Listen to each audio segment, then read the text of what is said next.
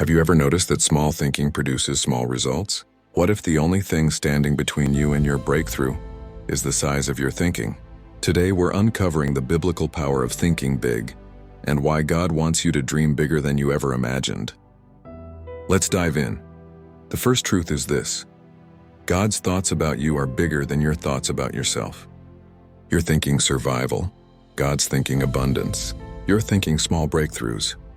God's thinking generational impact.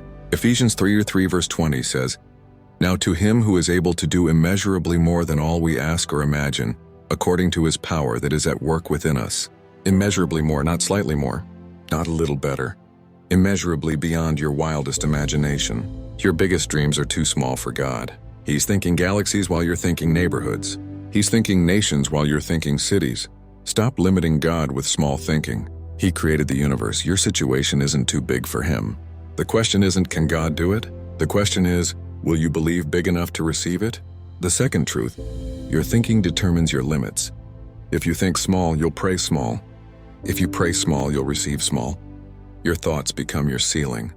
Proverbs 23 verse 7 says, "For as he thinks in his heart, so is he." You'll never go beyond what you believe is possible. Your mind is either your launch pad or your prison. Think about it. The 12 spies saw the same promised land. 10 thought, "We're like grasshoppers." 2 thought, "We can take it." Same situation, different thinking, different results. Small thinking says, "I can't afford it."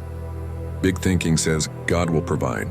Small thinking says, "I'm not qualified." Big thinking says, "God equips the called." Stop sabotaging your future with limited thinking.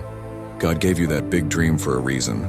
The third truth: thinking big requires walking by faith. Big thinking feels uncomfortable because it pushes you beyond what you can control. But that's exactly where God does his best work.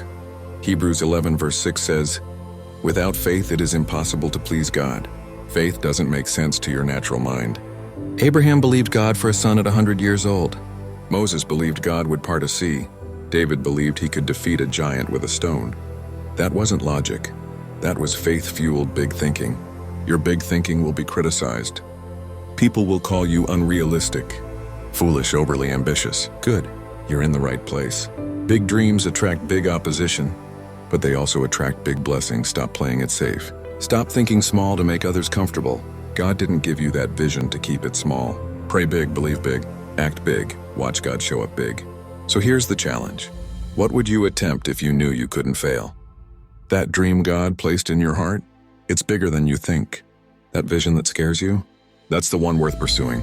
God doesn't give small dreams to big thinking people. He gives God-sized dreams that require God-sized faith. Stop shrinking your dreams to fit your fear. Expand your faith to fit God's vision for your life. Subscribe to Walk by Faith for more biblical wisdom you can live by. Remember, you serve a big God. It's time to think like it. See you in the next one. God bless.